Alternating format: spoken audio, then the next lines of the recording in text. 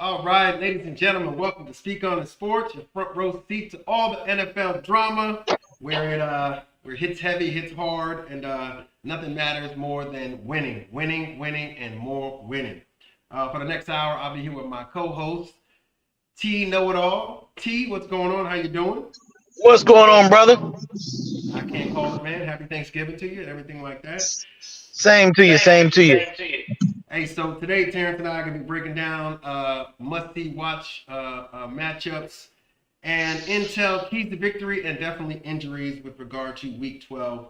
And as always, got to have a crystal ball moment, and we got to have cheese bombs. T going to be dropping some bombs today as well. So with that being said, we're going to catch up real quick. T, tell me what's been going on in your mind right now, man, with the sports in general. NFL, I don't care, hockey, golf, basketball. What's been on your sports brain? Man, this gambling saga.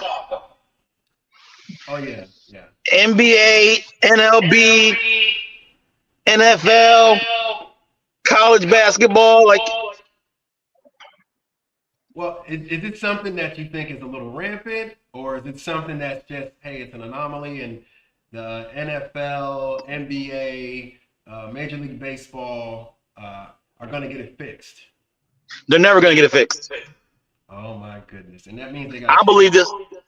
I believe this has been going on for a long time. I mean, you remember the movie with Shaquille O'Neal, Oh yeah, no doubt, blue chips. I remember that. Blue Chip.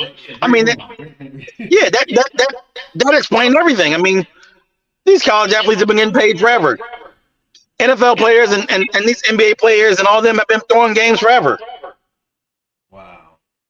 I don't know if this is something that could possibly get fixed without, you can't get rid of Vegas. You're never going to get rid of Vegas. So I don't know why people don't even think about getting rid of Vegas. Don't even think about getting rid of gambling. It's something that's innate in our country, innate in everyone else, and it's a worldwide phenomenon, gambling. So I don't think it might get But fixed. you brought Vegas into the game. All this online betting and all that. This is true. Hey, valid point. Valid point. A lot of these places like ESPN, Fox, ABC, they all promote these new apps for gambling. So what are you promoting? You promoting for your next story because you know that basically gambling's going to create a story and something's going to happen. So, Oh yeah. okay. All right. So with that being said, let's dive into the injuries this week, right? So what injury this week in the NFL is a telling injury, and that's we have to focus on that injury because it could potentially hurt the team. Sam Laporta. Sam Laporta. Okay, the tight end for the Detroit Lions. Back surgery, out for the season. Back surgery out for the season, and that is one of golf's that is the golf security blanket right there.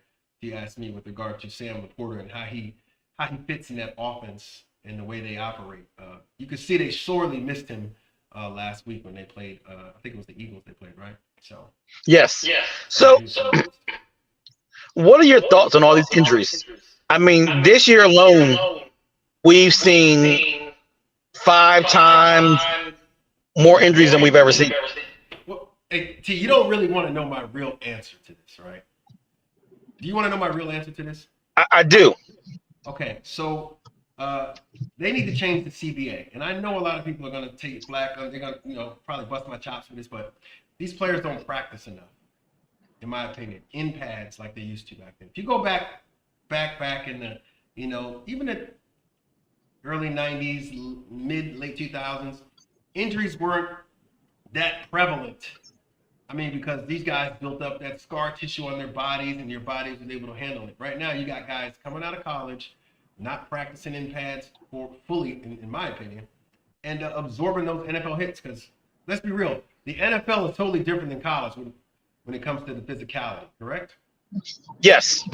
So when that physicality, you got to build up another layer of scar tissue, in my opinion. And ladies and gentlemen out there, for you, when I say scar tissue, I'm just talking about the hits. You be able to take that hit, build the muscle, your body's acclimated sort of to the pounding that the NFL has creates on the body. So without enough practice, in my opinion, I just think they're going out there too weak And that's not to say these players are weak. I'm just saying that their body is not adjusted well to the speed of the game and the demand, not the speed, the demand of the game, in my opinion. So, do you think that making the preseason shorter also hurt, and not being in pads all preseason?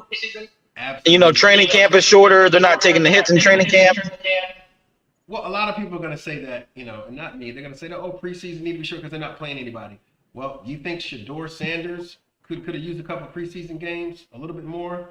You think with the ones? Do you think that maybe Joe Flacco's an anomaly. He can get on a red eye and just come and play for any team. It just seems that the CBA that the players agreed with, it's just cutting out a lot of physicality, but not games, because the games they got an extra game. And these young guys need this extra practice. Yes, in my opinion. Or these guys who are in their fourth and fifth year who are trying to make a team. Exactly. And look, you might get rid of somebody. And the last thing we'll talk about that, I'll just run off some more injuries. But you're liable to cut somebody and let him go on another team because you're unable to see him or their abilities because one, the preseason is shorter. You two, you don't see him in practice enough. They're always running in shoulder pads and shorts. And maybe the guy's just physical. Maybe you got a physical guy out there that won't get to show those skills because the CBA is set up the way it is. Prime example. Shiloh Sanders. Old school minded safety. Yes. Who is not playing because he's too physical. Well, yeah, Shiloh shouldn't throw punches anyway, but I digress. All right, let's move on to the next. Understandable. We got Michael Penix Jr. is out for the Falcons. He's done for the season. He's on RI with a torn ACL. I want to make sure I got this right, so I got my notes here. Torn ACL. This is on Bet USA +1, and that's a massive blow to Atlanta. But not just that, Drake London's out as well, and now Kirk Cousins is in. How does this injury affect that team? Drake London It doesn't. And Michael Penix Jr. Drake London's injury affects more than Michael Penix does. Okay. Do explain. Penix is very mobile, but Kurt is going to stretch the field. Kurt's more of a assassin with the ball, throwing the ball. He's not going to run as much. He's not going to care about the interception. He's going to throw that tight pass. Well, when he has the time. And Kurt is good on script plays. I don't see a lot of Kirk's plays coming off script. I mean, he can run a little bit. He'll get you 3-4 yards. He's not going to break one like Michael Penix Jr., but I just think that's something that probably needs to get looked at as far as not having a wide receiver out there and with a tight end that their tight end, the Florida product. I haven't seen enough from this kid. What do you think about it? You need to see more. Yes. I don't think he's been used right. I think that they have to get him a bigger role. Yeah, why not put this guy in the slot sometimes? I mean, put him in the slot. He's not a blocking tight end. Let's get that off the ground. Let's get that off the back right there. So it's a dead giveaway when he's out there. He's not going to block like that. But get him out there. Put him on some end rounds. I don't care. Just get the ball in this kid's hands and showcase his talents. Showcase something. But just letting him run down the field and it just doesn't seem like it's a good fit there. All right. What about C.J. Stroud? C.J. Stroud still in concussion protocol for the Houston Texans. However, Davis Mills. Speak on Davis Mills and the Houston Texans basically shutting down Josh Allen and the Buffalo Bills. What you got? Where do you start with Buffalo? The city that never could do it. 4 straight times. Yeah, I mean, Buffalo has a great team. I think, when they broke up that defense, sending Von Miller away, getting rid of a couple other pieces, DeMar Hamlin wasn't a big influence, but he had some good plays. Exactly. Putting him on IR, I just think there's a lot of things that people don't look into, and all these injuries around the league have really hurt.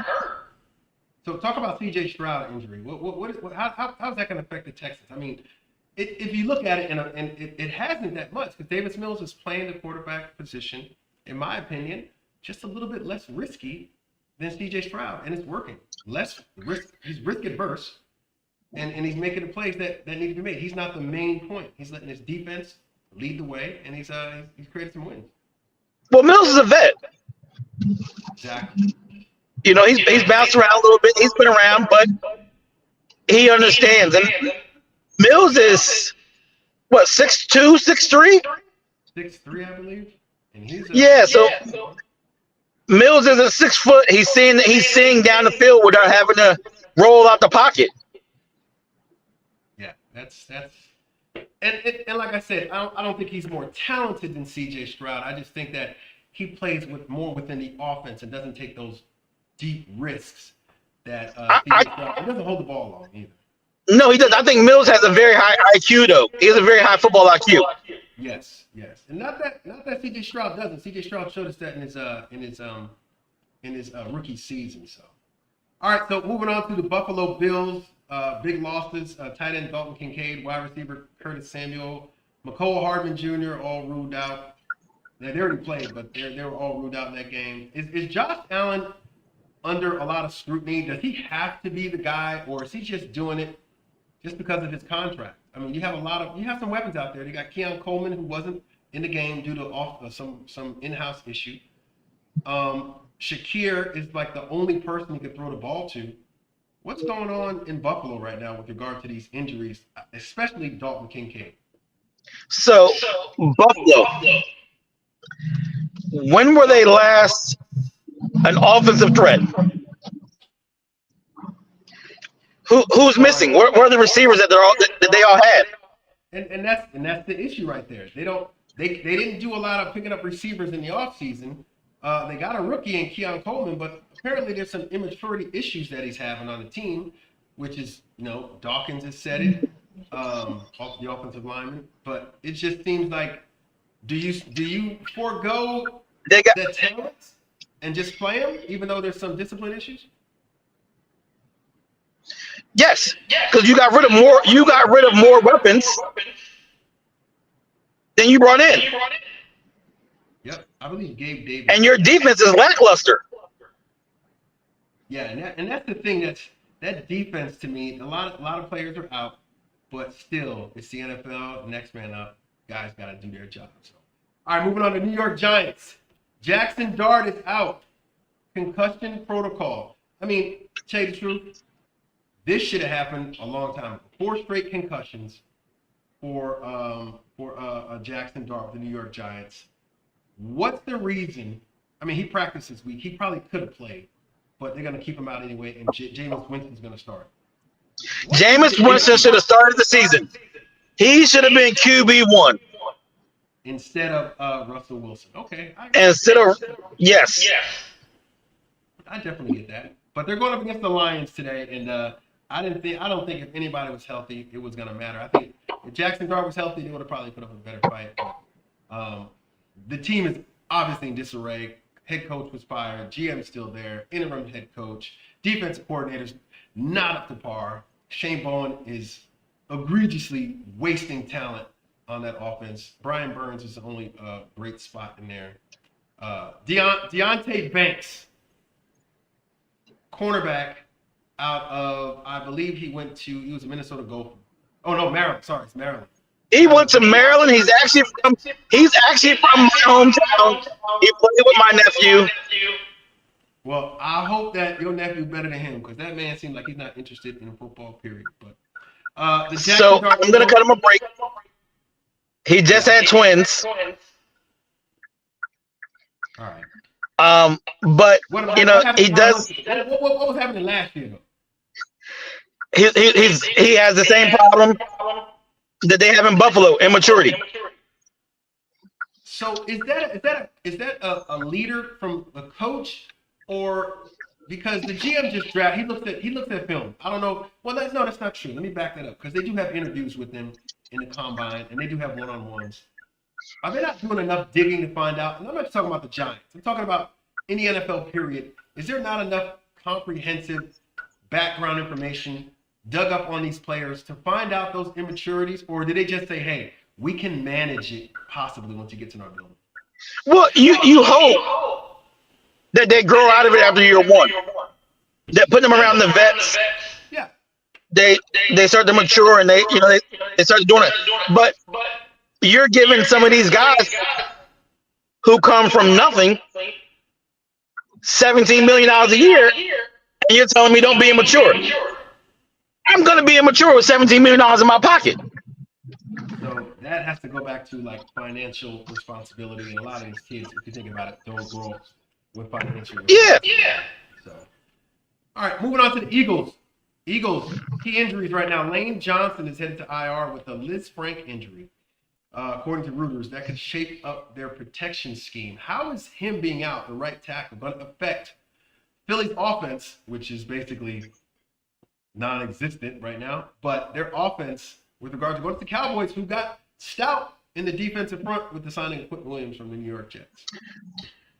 So it doesn't, because Lane Johnson was out last year for a while too. But I just think that Philly's offense is just not there. Like there's more internal turmoil than we know about. Yeah, and if you look at it, this is what I don't understand. I was always brought up, and you can call in, guys, 512-967-3496, join the program. You could add us at Facebook at Speak On It Sports and X at NYG Men for Life, and subscribe to the YouTube channel below. So when you have a team, and I was brought up on the concept, T, of winning is everything, right? No matter how you win, winning is everything. Now, when does that matter? A lot of people say that the Eagles are pushing the button that they won't be able to push when they get to the playoffs with this lackluster bit of offense. Is A.J. Brown correct in saying that, hey, we can't win like this going forward, or is that the recipe to win? Yes, he is correct. Okay. Explain what makes him correct in that aspect. So look at Saquon Barkley's production. Okay. Damn. He's not productive. He's not productive as he's been even with the Giants. You have a large workload on him and Justin Hurts running the ball, coming out the backfield, catching passes. I just think that you have too much talent on the outside and at the tight end that your quarterback should be throwing for more than 130 yards a game. I totally agree. I just look at that Heisman Trophy winner out there on the edge, and he's fast as hell, and there's no reason the ball should be getting to him at all. And I know he sees Goddard. Goddard is basically his blanket, his security blanket. When everything goes wrong, he's running. And Jalen isn't running as much as he did. He's not running, and if he does, it's 3 yards and down. I think they're spoiled with this tush push, or and that's gone next year. Yeah, and I do believe that's going to be gone next year as well. So we do see a brain on that. So, all right, with regard to Week 12 matchups and breakdowns and predictions, we have some key game and game previews for Week 12. Each includes injury context, keys to victory, and our predictions. Let's talk about the San Francisco 49ers and the Carolina Panthers. Injuries, not too many for the – I don't want to get this wrong, so injuries. Christian McCaffrey's healthy. The quarterback, they've been running back and forth. What are the keys to victory for the 49ers versus a tough Carolina team who's definitely could, Carolina win, and they beat some people, man. Carolina beats some people. They can't beat people that are the same on their level, but they can go up and rise above, especially with Rico Dowdle running the ball. Give me your thoughts on the 49ers and the Carolina Panthers. The 49ers win. The 49ers have one chance to win. Okay. Bench Brock Purdy. Bench Brock Purdy. And put in. Keep the hot hand. Keep the hot hand. Well, they won last week. They beat the who did they beat last week? They didn't beat the Giants last week, did they? The Giants lost to the who did the Giants lose? I'm drawing a blank. The Giants lost to the Packers. Sorry. All right. I don't know who they beat last week, but we're gonna look at it and see. It wasn't a great performance. It probably wasn't a great performance, but the 49ers to me they are a team. They are complete in a way, and they have interchangeable quarterbacks. I mean, Mac Jones to me, who was the head coach's, he was going to draft Mac Jones. But you're right. Why get rid of the hot hand? It's money. You can't have $100-something million just sitting on the sidelines, and you got a $2.5 million quarterback out there throwing dimes. But win's a win. They beat the Cardinals last week. But Matt Jones is a starting caliber quarterback. Yeah, and I think he will get his shot. I think he will get another shot. I don't know if it's going to be with the 49ers. If they pay him good money to be a backup, he knows the system. Kyle Shanahan likes him. I don't know. They might have a little controversy. So on to the Panthers. What do the Panthers need to do to win this game, come out victorious? Play ball. They are rejuvenated. They are the 5'1" Superman is looking like the Carolina Panthers that Cam had going to the Super Bowl. They are hitting on all cylinders. They are looking good. They are one game out of first place in their division. That quarterback was benched at one time. They thought they had the wrong quarterback. A new coach does a lot for you. Yes, new coach, new perspective, and I think just new renewed confidence with him. He won the Heisman Trophy for a reason. I mean, he's good, right? So, Enrico Dowdle, in my opinion, Cowboys did themselves an injustice letting him go. The way he's running the ball is tremendous, and he takes a lot of pressure off the quarterback. They just need a little bit more offensive firepower out there. I just don't see them. They need to get youthful on that side of the ball as well. Agreed. So next game up, the Steelers at Chicago Bears. Chicago they have some type of thing going on where they like to just play in the last 3 minutes of the fourth quarter. To me, I mean, it's winning football right now, but sort of like the A.J. Brown thing. Is that thing going to last? And with the Steelers, Aaron Rodgers is out, and Mason Rudolph's going to be the starter. What does the Steeler team have to do to beat the Chicago Bears at home without Aaron Rodgers? So I'm about to say something very controversial. Okay, that's what we do on Speak On It. Let's go. The Steelers win if they hit Caleb and keep Caleb in the game. Okay. Keep him in the Caleb game. Williams is not keep in the game. Do not hurt him. So because if you knock Caleb Williams out and the boy from the backup, I don't know his name, but he's out of West Virginia. Not West Virginia University. He's out of Shippensburg or something like that. Hold on. Let me look at the roster here to help you out here. All right. Quarterback. Let's see on their roster. You have Case Keenum and Caleb Williams. And Tyson Bagent. Tyson Bagent, I think you're talking. So they just gave him 2 years, $10 million. Oh, I remember that. He was crying on TV. That was very yeah. He fits that offense better than Caleb Williams. Caleb Williams has he has an innate ability to scramble around and make plays. I think that's what makes him dynamic in my opinion. I don't think he could run an offense, but he has a great head coach in Ben Johnson there. I think this could change his this could alter his way of playing quarterback next year. Not this year, because I don't think he knows Ben Johnson's offense to the T. But next year, I'm looking at him coming back and kind of getting rid of some of that scrambling stuff and learn the offense. I don't think they take the 5th-year option on him. Who, Caleb? Yes, I don't think they picked the 5th-year option up on him. Oh, he's not due for his 5th-year option just yet. He'll be in his 3rd year next year. I thought it was after your 4th year.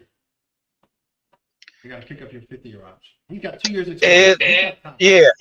They have him for 5 years. If you're a first-round pick, they have him for 5 years. First 4 years, you're locked in, and then they pick up your 5th-year option. Then after that, it's another year. Actually, it's 7 years they could have you in there. Peep this. First 4 years, right? Then they can pick up your 5th-year option. Then they could franchise you the next year, and they could franchise you again, but at a higher rate or 110% of what quarterbacks are making. So they could do that, but that's not good money. It's not. Yeah, we call that the Kirk Cousins. Yeah, exactly. That's the Kirk Cousins. All right, 512-967-3496. Call and be a part of the program. What about the Steelers here right now? Mason Rudolph. It's his first start in 2025. First start going up against a pretty good defense, not on the back end, but on the front end and the linebacker spots. I think they're going to put a lot of pressure on him. And I don't. Yeah, but you're not worried about Mason. Exactly. Because Mason's been in Pittsburgh for how long? He left and came back. So. Yeah, but nothing changed. Exactly. Nothing changed. It's still the Mason Rudolph. And he knows the system. Warren is a little injured too. Warren's got an ankle injury. I don't know if he's out. That's a running back for the Pittsburgh Steelers. That's their hard-nosed running back. It's tough, man. It's tough for the Steelers. Tough. What's your predictions on this score right here for the Pittsburgh Steelers game? Oh, this is gonna be low scoring. Okay. 21-19. And who you said Pittsburgh? 21-19 Pittsburgh? Pittsburgh. I got it 24-21 Bears, and I think the Bears kick a field goal to win it. It's gonna be crazy, but it's gonna come down to the fourth quarter again at home, and they're gonna get a field goal to win it. All right, moving on to Detroit Lions at the New York Giants. We know Jackson Dart is not going to be playing. Jameis Winston has the helm. I believe that Jackson Dart is the backup here. No, not the backup. I guess he's in the no. He's not going to play if he's in concussion protocol. Russell Wilson's going to be the backup here. Jameis Winston's going to start again. The Giants are at home against the Detroit Lions team, who basically got embarrassed by the Eagles. That low-scoring affair. I think they come out today and they try to put a whooping on the Giants. Something fierce. What say you about this game and keys to the matchup? Jameis Winston. I think Winston throws 3 TDs. 5. Now, hey, look, you got to take the good with the bad. We know he got to throw some picks. Yes.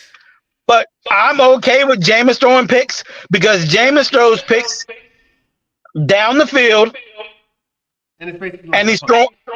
Yeah, but he's throwing to make a play, not just trying to throw up a 50-50 ball. He's throwing a believable pass. Yes, and I think that's what Giants fans were frustrated with regard to Russell Wilson. Throwing up 50-50 balls, I get it, but not into triple and double coverage. I think, like you said, Jameis, he's going to throw the rock. And it's not like that quarterback has not forgotten how to throw the ball. I mean, he may forget that somebody has the different uniform on. However, he's gonna try to make a play. He's just not going to try to put it all on the wide receivers or the tight ends or his teammates. All right, Detroit Lions. And he's going to throw a bullet. Yes. What do you think about the Detroit Lions? How are they going to come back? Is this a Jared Goff 300-yard game? Amon-Ra St. Brown did not play well last week. It just seemed like this whole team, I can't trust the Detroit Lions when it comes to playing the teams that they're supposed to be. Because they're still trying to find their new identity. Yeah, but, Campbell's calling the defensive plays now. You don't have your defense coordinator. You don't have your offensive coordinator. There's no offensive plays right now, I believe. So, he's trying to find the new identity. Well, he's trying to get the ball to his players. I mean, that guy running offense was not getting the ball to Jameson. There's no reason Jameson Williams should not be in the pack with the most touchdown passes in this league. Amon-Ra St. Brown did not get a lot of play. Jahmyr Gibbs, that offensive line, something's not happening. And like I said, I think Sam Laporta, like you said, is the key of everything. They got to be able to find that replacement in that area because Sam opened it up. Once you start hitting the middle, then you got the outside with Jameson Williams, and then you got the other inside with Amon-Ra St. Brown, and then you got the running game with Gibbs, and he can catch the ball at the backfield as well. And don't forget, Montgomery's in there when you got to pound the rock from 5 in to the end zone. I just think in the long run, and I know Detroit fans out there they will disagree with me. Jared Goff is not the guy. I just don't think he's the guy for this team right now. The time. See, I like Jared. But is he gonna win when it counts? Is he gonna win when it counts? When they go 14-2 and they're in the NFC Championship game, can they beat the Eagles? Do you have faith in him to beat the Eagles? Yes. Oh, hell. I know. But that defense has to play up the part. I don't think it's the offense. I think it's the defense. Because remember, last year when Washington beat them, we caught them when they were unhealthy. Yeah, they didn't have a lot of people. Their back end is all jacked up. So, but I just look at this offense, and there's no way you should have 7 points in 60 minutes of play. There's no way. This offense. You're 100% right. It's just way too talented. All right, so moving on to the Philadelphia Eagles at the Dallas Cowboys. We just talked about the Eagles beating up on the Lions last week. Philadelphia at Dallas Cowboys. All right, injuries right now. Lane Johnson, big injury. He's on injured reserve with a list sprain injury, according to Reuters. Cowboys have less reported injuries, maybe some death concerns, but they know they had a player that recently passed away. That's been weighing heavy on a lot of people's hearts in the NFL and on the team. I don't think that'll be a distraction. I think it'll galvanize them. But when it comes to Philly at Dallas Cowboys, I don't think this passing game for the Philadelphia Eagles is going to get on track. I think they're going to do what they do, and they're going to squeak out a win. I'm about to say something that's going to hurt my heart and yours. Okay. Dallas beats Philly. And a lot of people are thinking that. Why do you have that in your head that the Dallas Cowboys, who haven't beat any real teams this year, look at these. I'm gonna show you. Look at the wins that the Cowboys have this year. Because that offense is coming. That offense is finally clicking and coming together. They're finally getting George Pickens that should have been showing up in Pittsburgh to show up. So let's check this out. Their defense is finally fully healthy. The Dallas Cowboys beat the New York Giants 40-37 at home. Lost to the Bears at Soldier Field 31-14. Tied the Green Bay Packers at home. So hold on right there. Hold on. Beat the Jets. Lost to the Panthers. Beat a disabled Washington team. Lost to the Broncos. Lost to the Cardinals. I was at that game. They beat the Raiders. And now they go up against Philly. They got KC next and Detroit. Dallas Cowboys, if they win this game, it'll be miraculous, but they still got a long road to go. I don't think they're going to do it.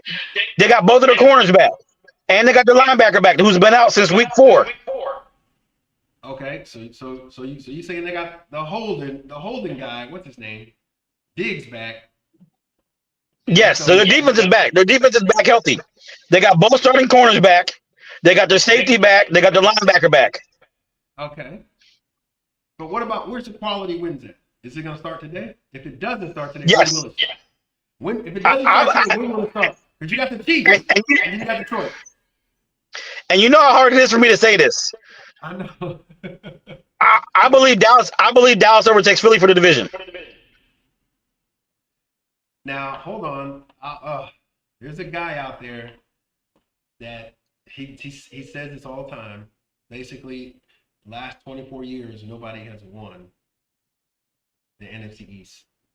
consecutively. And Dallas has a chance. Correct. But they have to beat this team today. And how do they do it? Tell me how they do it. Running the ball. Running the ball?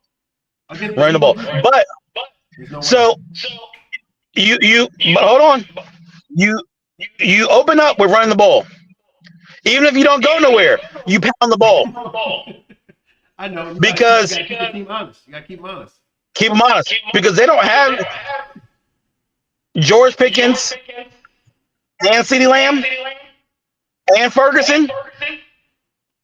So I would double CeeDee Lamb and let Pickens do it on his own. CeeDee Lamb got better hands all around. You don't want to get CeeDee Lamb going. You're right. But what they've been doing is going to Pickens a lot. Against lesser opponents. They played the Raiders. That's why he went off. They played the Raiders. All right. I know we're not seeing a brain in this. And that's fine. It kills me to say Dallas anything. To talk about that. I know it kills you to talk about that. And it kills me to talk about the Cowboys anyway. But it's all good. All right. Seattle Seahawks at the Tennessee Titans. Injuries, Seahawks linebacker Tyrese Knight. Concussion protocol. Others are limited. Titans have wide receiver Eli Ayomayer. He has a hamstring. And defensive tackle Jeffrey Simmons hamstring. We'll see if those guys can play today. I don't think they're out. Don't know if they're out. But what are keys to this game for the Seahawks to win, and the keys for this game for the Titans to win? Start with the Seahawks. Seahawks. Their defense. Defense. Yes, it's all defense. I mean, the offense has to control the ball, no turnovers. He can't throw 5 interceptions and lose by 3 again. I mean, yeah. So this is another Sam. This is Sam Darnold, and to me, this is the same thing. I can't trust Jared Goff because in the big games, you see what happens. Sam Darnold. Let me get that straight. Sam Darnold is not like Jared Goff. Jared Goff has more success, but I'm talking about within big games. Just recently, with Jared Goff, but Sam Darnold.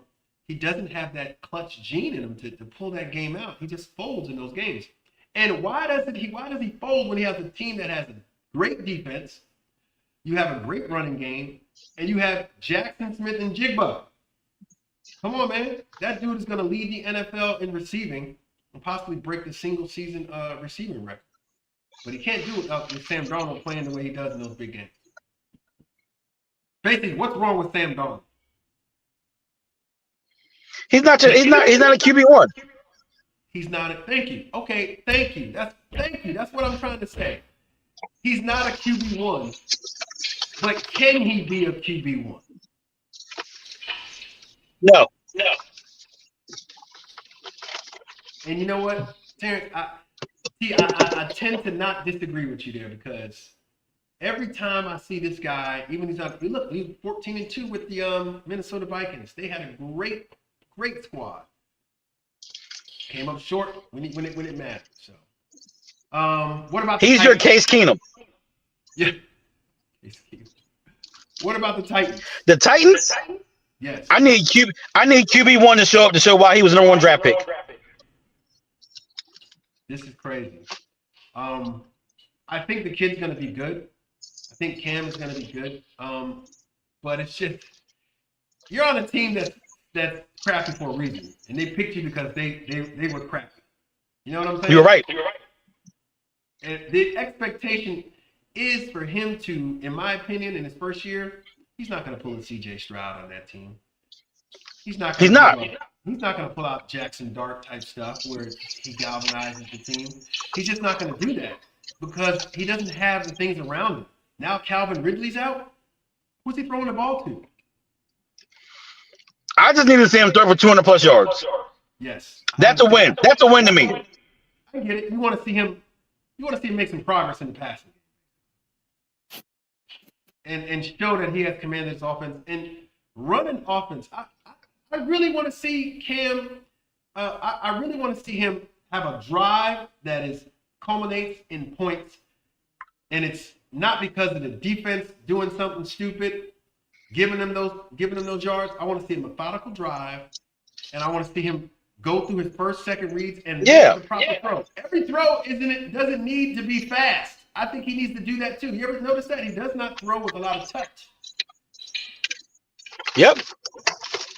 Everything's a lot of, and plus he's got a new head coach as well too.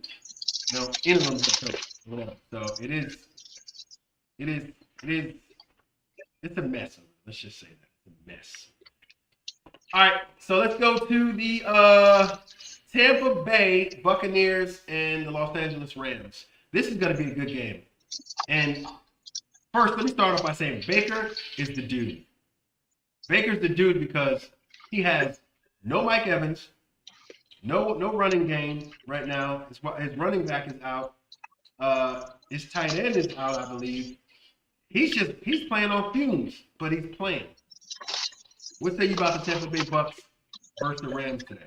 Blowout? It comes to an end. It comes to an end. What's that? It comes to an end for Baker.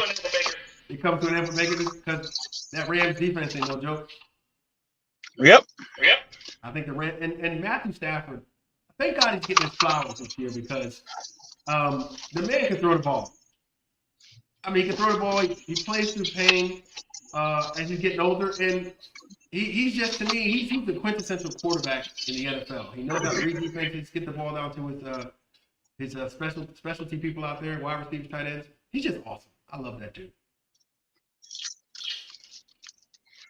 Detroit should have kept him. I mean, they should have done a lot of things. I'll tell you about Detroit. They should have let Barry Sanders go. They should have let Megatron go. They should have done a lot of things. But the Rams, I think the Rams are well coached. I think they got a great running game, great defense, and they got a guy at the helm that just plays the position with so much confidence. And I do believe in him. So. All right, what about the Indianapolis Colts at the Kansas City Chiefs? Now, this game, I tell you right now, I don't know what's going on with the Kansas City Chiefs. Maybe you can help me out and tell me about it. They got younger wide receivers. They got everybody. Is it defense not getting to the quarterback? Offensive scheme? What is ailing the Kansas City Chiefs in 2025 that didn't in the past years?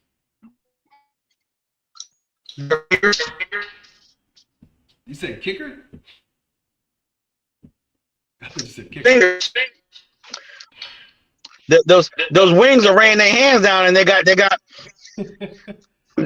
think that people should just lay down to them. Yeah. So the fight. So that. Different. Okay. That whole. We just win the game. We get the calls and all that. It's not happening. Yeah, this year a lot of that isn't happening for the Kansas City Chiefs. But why is it that people still want to pick them? Why are people still picking them to win the AFC? Why are they still favored? What is the deal? Is it just Patrick Mahomes? Yep. So that's previous success that all these pundits are relying on. Which you build up a resume. I understand. But it's always a league where, what have you done for me lately? Am I correct? Like, what have you done lately? You're 5-5. You've been losing to teams that you would never lose to previously. And Travis Kelce he's not the Travis Kelce that we're used to seeing. So let's talk about Travis Kelce. I was going to say, has Travis Kelce ever really been that guy? I mean, he's amassed a lot of. Has he ever been the elite? Has he ever been the elite tight end that Gonzalez was, that Gronkowski was? He just catches a few balls. He's not fast. He's not a great blocker. So let's look.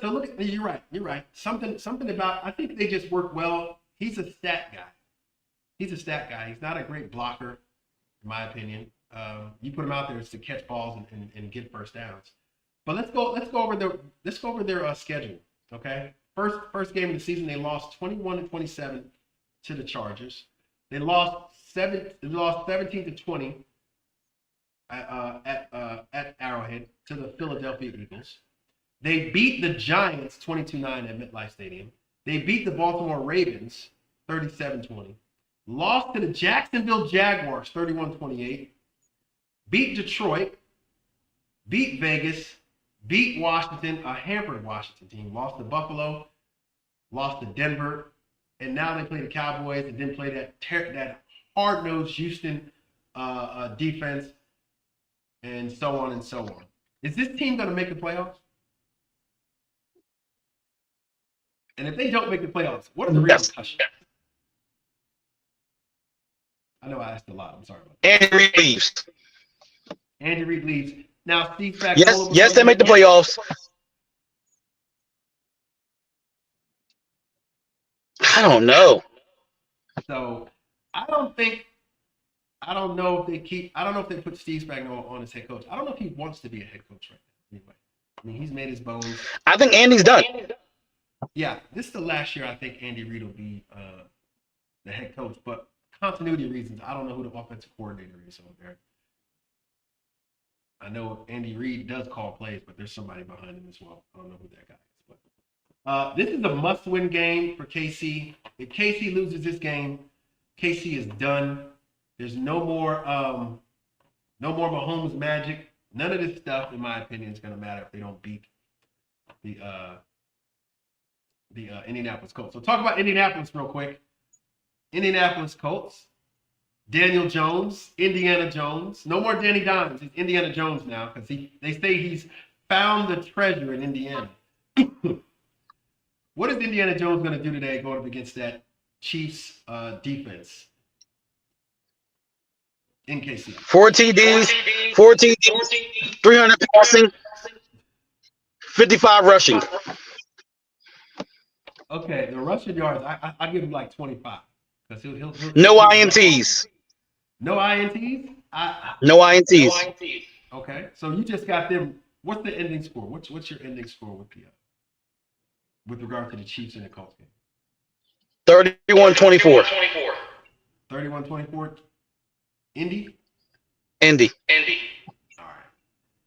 All right. I got it. I got that game. I got 24-21. I think Daniel Jones, he feels a little bit of pressure. He's going to get sacked like 4 times today, in my opinion. He's going to get sacked 4 times today. He's going to persevere for a little bit, but he's going to throw a bad interception, and it's going to stop a drive, game-winning drive, in my opinion. And I think they pull it out 24-21, the Chiefs. That's just my thing. It's just like Sam Darnold to me. And I'm not going to say that Daniel Jones is fool's gold, but he is a little gold-plated right now. He's got that Cuban zirconian drip on right now. He looks shiny, but when you bust it open, it's fool's gold, 10 karat. He said it. Cuban zirconian.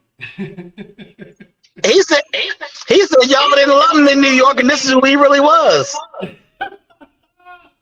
Hey, I'm not gonna lie. And the owner said as well that they messed Daniel Jones up there. They messed him up, and that's a part of the head coach.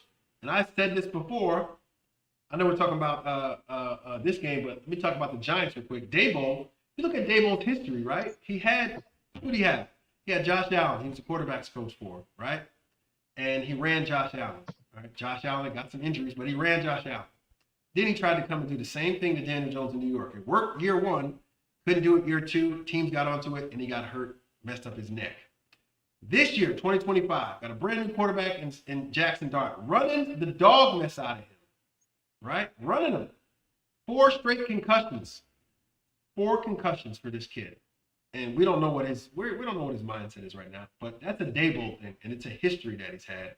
And I think that's a culmination of why he was fired. The record ultimately got him fired, but putting these quarterbacks and this young kid in a precarious situation where now he has 4 concussions, he's out 2 games, and all that hype that New York had has just fell off. All right, Minnesota at Green Bay. What is going on with the quarterback in Minnesota right now? Former Michigan Wolverine, national champion. What is going on with the quarterback in Minnesota right now? Because I would say the same thing is going on with Jordan Love. He was never that good. He was He was never never that good. So, okay, he's never that good. But what about the people around him? What about the people around him? I mean, they besides Justin Jefferson, I mean, You got Jordan you got a good running back. Yeah. You know, I don't think I don't think they've changed the offensive system. Mm-hmm. You have to build at his strength. So check this out.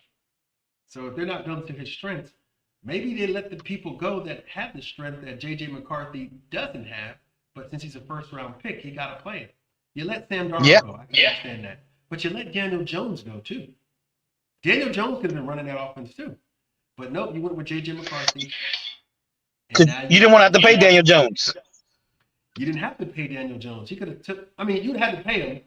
But look what Indy gave him. He's not making a ton of money. And you already got rid of Darnold. You weren't going to pay Darnold 170 or $200 million like Seattle did. Why get rid of Daniel Jones? I don't understand that. I never understand that at all. If Daniel Jones was playing the way, and he said that quarterback room was. I'm embarrassed to say. He said it was way. And he didn't say. I'm paraphrasing. He basically said it's different. That quarterback room was different than the one in New York, where I guess everybody was there to help you, and they post.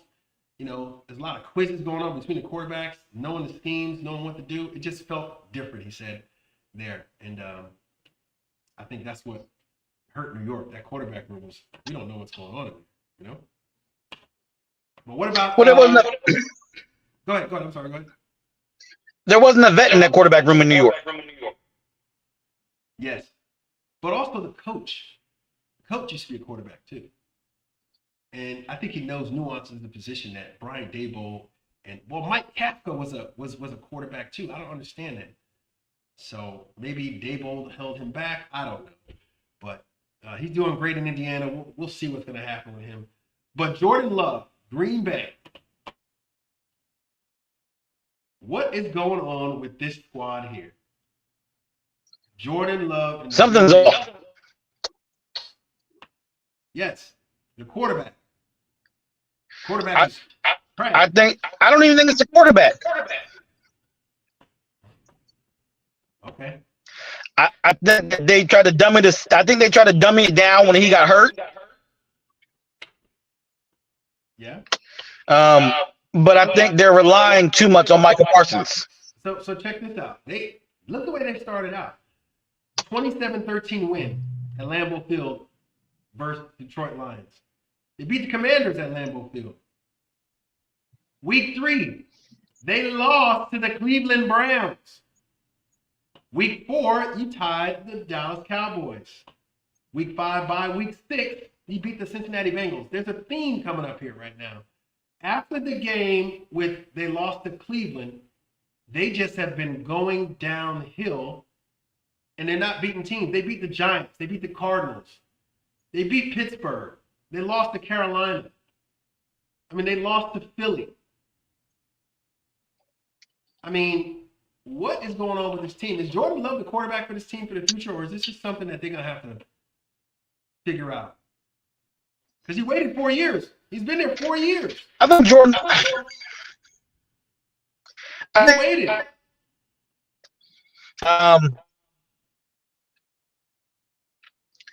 Now, does he fit better somewhere else? Yes. And that could be a possibility. Maybe somewhere else. But you've been there for 4 years. You know this team. You should know the nuances of this team. There's something going on in there. And now you don't have Josh Jacobs. Who's running the ball? Who's going to be that security blanket? You don't have Tucker. You don't have the tight end either. He's out for the season. Torn ACL. I don't know. I don't know if it's personnel. I think and I watched Jordan Love's mechanics. He's trying to throw every pass with touch and precision. Well, you know the problem, right? What's that? He looked over his shoulder. That offensive line isn't helping him. You got Malik Willis, a young, talented quarterback. Yes. And that's the thing. Malik Willis came in there and the offense looked alive. It looked a lot different because guess what? They had to plan for his feet. They had to plan for that guy running the ball. So, all right, we got 5 minutes left in our show today. Terrence, you got any truth bombs or T-bombs that you want to talk about real quick? I got 3 of my crystal ball moments that I want to get into. But before we do that, anything else that you want to bring up before we go into our crystal ball moments and your T's truth bomb? Washington's done for the season. We're going to go ahead and pack it up. We're going to go home. All games are losses for us the rest of the season. So you're going to put the replacements in? That's the thing? You're going to get Keanu Reeves on the team? Put some replacements in? All of them. Oh, Lord have mercy. Lord have mercy. Oh, man. All right, so the one thing I'd like to discuss real quick with regard to the CBA. I think I said it already earlier. I don't know when the CBA is going to be renewed again, but the NFL, they're going to want more games. It's going to be an 18-game season versus 17 games, and it's going to go so on and so on. And I need these players to start thinking about revenue versus I don't want to practice. Because guess what? Once you don't practice, you don't get perfect at it. You're never going to get perfect, but your practice keeps you thinking that you're going to get perfect, in my opinion. So the CBA, I'm looking for that. And also the tush push. I think it should be taken out not because they're dominant, because you can't officiate it in a way. 5 times I watched them jump off sides. That's what they're saying. Yep. Yeah. They have specialty cameras out there that can see a dime in a blade of grass. But you can't tell me that the right guard jumped off sides early when we see it with our own eyes with the camera. Crazy. There needs to be a different officiating with regard to that. So. All right, so some crystal ball moments. You ready? Some crystal ball moments here. All right. Cleveland Browns. Shedeur Sanders going to steal the spotlight. I'm not going to say they're going to win the game, but he's going to prove that, you know what, a little bit of practice under my belt, I am the Rolex King. I think I could do this. Especially, I didn't realize he didn't even play with the ones. He didn't even get no snaps. The lineman didn't even know his cadence. Terrence, they didn't know his cadence. And they threw him out there anyway. That was the first time he ever threw a pass to Jerry Jeudy. That's crazy. I just don't understand it, how they could do that. So I just like his ability to get the ball downfield. I want to see his progression go down there, but I think he's gonna have one of those moments in week 12 where they're gonna say like, okay, we gotta rethink Dylan Gabriel and him, or see a plan going forward and put some packages if we need to put him in the game. Second crystal ball moment. Lions are going to demolish the Giants. I just think it's a get back. I think that Gibbs and Amon-Ra St. Brown, everybody's going to thrive today. Even if Sam Laporta's not there, I see Jared Goff just teeing off on this Giants secondary. And Jamar Gibbs is just going to run all over them. So I think the Lions get back. I think they cover. It's 13.5-point spread. I think they cover the spread on that. And the Giants go down with another embarrassing loss in week 12. Number 3, final one. All right. Despite my comments on Sam Darnold, Seattle's they're gonna have a good game. They're gonna have a good game today. I think that it's going to be a shootout, but Seattle's just going to erupt some offense. Jackson Smith and Jigba, the running game, defensively. I think defensively they're going to have some recoveries today, force some fumbles, and they're just going to obliterate their opponent today. Those are my crystal ball moments. T, what is your takedown and your truth bomb that you got?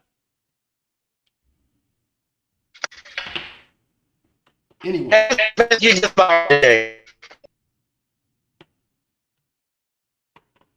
You there?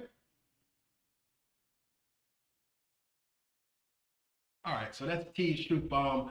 We are about to be out right now, And that'll conclude the show today. But I love you guys. I love talking football. Be a part of the program at Speak on It Sports on Facebook. Put this number in your phone, so whenever we go live, you can call in 512-967-3496, and it's scrolling down there on the bottom at Facebook and X. Leave a comment. If you didn't like the show, leave a comment. If you like the show, comment. And if you want to see us again next week, comment some more. But that concludes the program. T Sizzle. Oh, T has entered the studio again. Hold on. T, you there? Try to get his last truth bomb. All right, quickly. What's your truth bomb?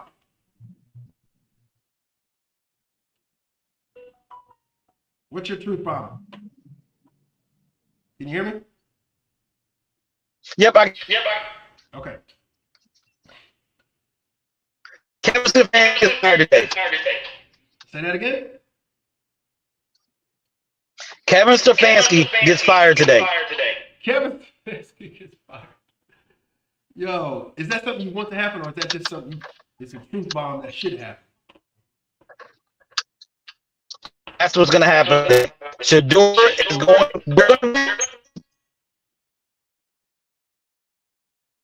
All right, T is having some technical difficulties. Yeah, and it's gonna be a massive win. All right. Well, T, appreciate you joining the program as always, brother. I will catch you on the flip side. We'll do this again next week, people. As I was telling everyone, put the number in your phone, 512-967-3496. Reach us at Facebook at Speak on the Sports and X at NYG Men for Life. And subscribe to the YouTube channel because we like talking trash. We just like football. We just like talking. All right, T-Man, love you. Enjoy it. Have a great day. And everybody enjoy football. All right, y'all have a great one. And like I said, don't be a stranger, guys. Do not be a stranger to the program. Holla at your boy. I'm out.